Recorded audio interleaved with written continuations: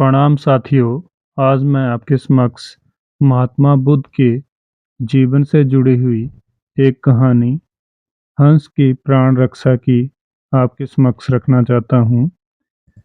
एक दिन राजकुमार सिद्धार्थ उपवन में विचार मगन बैठे थे कि तभी क्रो क्रो करता हुआ एक हंस उनके पास आ गिरा। किसी निर्दयी शिकारी ने तीर चलाकर उसके प्राण लेने का प्रयास किया था।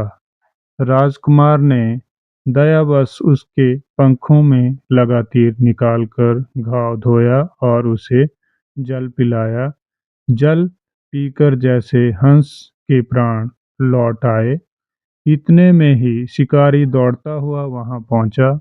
वह सिद्धार्थ का चचेरा भाई देवदत्त था। सिद्धार्थ देवदत्त आते ही बोला, यह हंस मुझे दे दो, मैंने इसका शिकार किया है। नहीं देवदत्त, सिद्धार्थ विनम्रता से बोले, मैं यह हंस तुम्हें नहीं दे सकता, तुम इसे मार डालोगे। मैं इसे मारूं या छोड़ दूं? देवदत्त बोला, यह मेरा शिकार है। देवदत्त, मैंने इस हंस के प्राणों की रक्षा की है, अतः यह मेरा है, मैं कदापि तुम्हें नहीं दूंगा। इसी बात पर दोनों में वाद विवाद होने लगा, किंतु कोई भी सार्थक परिणाम ना निकला। अतः विवाद राजदरबार में राजा सुशोधन के सामने पहुंचा। राजा ने गंभीरतापूर्वक दोनों की बातें सुनी। महाराज, देवदत्त बोला, मैंने हंस का शिकार किया है। मेरे तीर से घायल होकर हंस पृथ्वी पर गिर पड़ा था, अतः इस पर मेरा अधिकार है और यह मुझे ही मिलना चाहिए। अब राजा सुशोधन ने सिद्धार्थ का पक्ष सुना।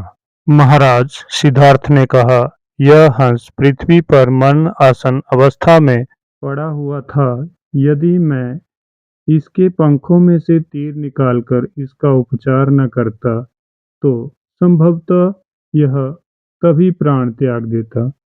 मैंने इसके प्राणों की रक्षा की है, अतः इस पर मेरा अधिकार है और यह मेरे पास ही रहना चाहिए।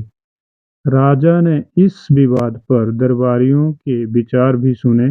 अंततः राजा ने निर्णय दिया, देवदत्त, तुमने हंस के प्राण हरण की चेष्टा की, जबकि सिद्धार्थ ने प्राण रक्षा की। प्राण हरण की अपेक्षा प्राण रक्षा करने वाले का ही हंस पर अधिकार है, अतः यह हंस सिद्धार्थ का है। दरबारियों ने मुक्त कंठ से राजा के निर्णय की सराहना की, जबकि अपने विपरीत निर्णय सुनाकर देवदत्त सिद्धार्थ के प्रति क्रोध और ईर्ष्या में सुलझ उठा। इस कहानी से हमें यह शिक्षा मिलती है कि मारने वाले से बचाने वाला बड़ा होता है। धन्यवाद। अगर आपको महात्मा बुद्ध की ये कहानी अच्छी लगी हो तो ज़रूर लाइक और मेरे चैनल को सब्सक्राइब ज़रूर करना। धन्यवाद साथियों।